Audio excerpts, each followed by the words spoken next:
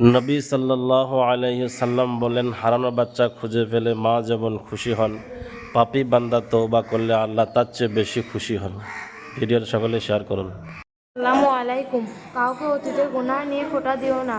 হয়তো তওবা করে আল্লাহর কাছে তোমার থেকেও বেশি উত্তম হয়ে গেছে। আসসালামু আলাইকুম। ইসলাম সহজ, কিন্তু এতটা সহজ নয় যে একটা মেসেজ 20 জনকে সেন্ড করলে জান্নাত পেয়ে যাবে। অনেকেই দেখছি ফেসবুকে, ইউটিউবে এমন এমন মেসেজ দিচ্ছে যে কেউ বলছে মোহাম্মদের নামটা যদি তুমি 20 জনকে সেন্ড করো তুমি আজকে একটা ভালো সংবাদ পাবে। এই যে আল্লাহর নামকে তুমি 20 জনকে 20 জনকে পাঠাও, তাহলে তুমি কি ভালো সংবাদ পাবে।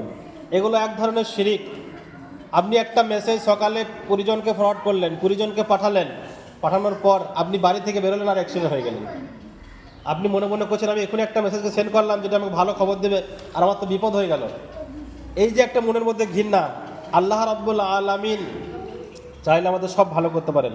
আসল হচ্ছে ইবাদত। আমি যদি এই মনে করি যে এটা পাঠালে আমার ভালো আসবে, এটা হচ্ছে শিরক। এটা হচ্ছে কি? এটা হচ্ছে শিরক। তো এরকম মেসেজ থেকে আমরা সকলেই দূরে থাকবো ইনশাল্লাহ। কখনো এরকম মেসেজ কেউ বলছে মক্কা শরীফকে পাঠিয়ে দাও, মক্কা শরীফ এই খবরটা এসছে 20 জনকে সেন্ড করো, তাহলে তোমার কি ভালো সংবাদ আসবে, তুমি ধনী হয়ে যাবে, তোমার কাছে টাকা আসবে।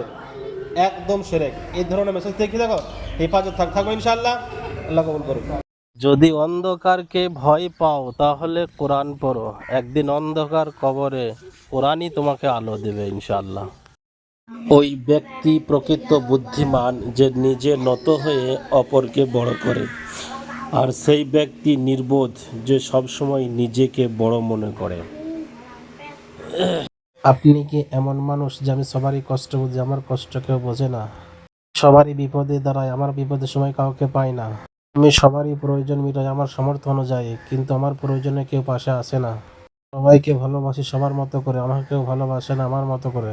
বললে আপনি নিশ্চয়ই ভালো মানুষ, এই আশা মানুষের কাছ থেকে করেন না, কষ্ট পাবেন। প্রতিদান আল্লাহ দেবে ইনশাল্লাহ। কি জানেন, প্রয়োজনে প্রিয়জন বানায়, এটাই মানুষের সব থেকে বড় স্বভাব।